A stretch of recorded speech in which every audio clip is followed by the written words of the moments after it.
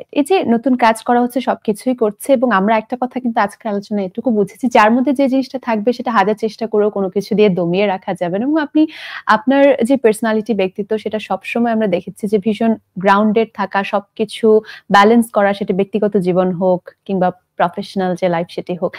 কামব্যাকের সেই জায়গাটায় যদি আবার একটু চলে যাই, সেই সময়টা নিয়ে একটা ইনফরমেশন আছে যেটা দর্শকদের মধ্যে অনেকেই জানেন না। সবাই জেমসকে জানেন, এক নামেই তাকে চেনেন নগর বাউল গুরু।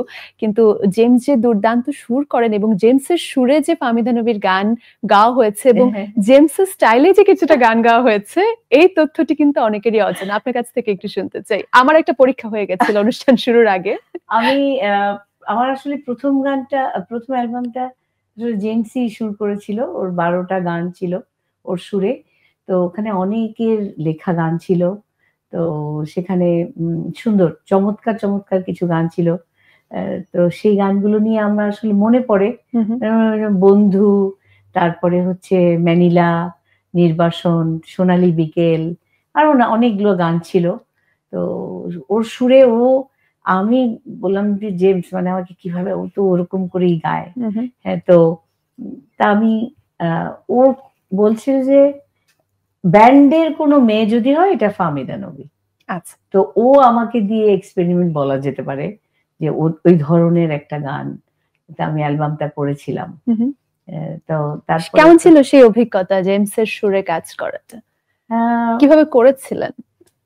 জেমস তখন তো যে ওর একটা অ্যালবাম বের হলো রিক্সাওয়ালা, আসিফ ইকবালের লেখা বোধহয়। হ্যাঁ, তো আসিফই নিয়ে আসছিল, আসিফ ইকবালই নিয়ে আসছিল আমার।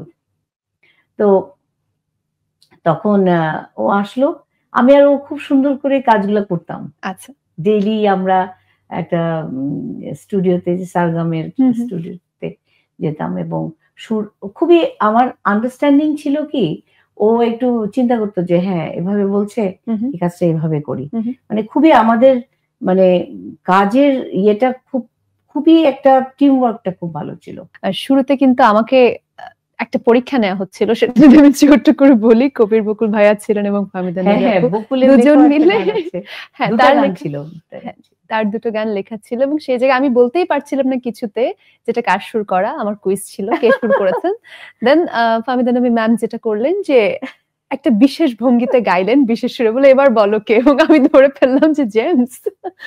সোনালি বিকেল সেই রংধনুটা দেখে আমি বিভোর হলাম, হৃদয়ে আমার আজ প্রকৃতির সুখ, আমি ভুলে যেতে চাই সেই নীল বেদনা, কেলাম রেখে অভিমানী কান্না, আমি ভুলেছি সুখের দুটি চোখ।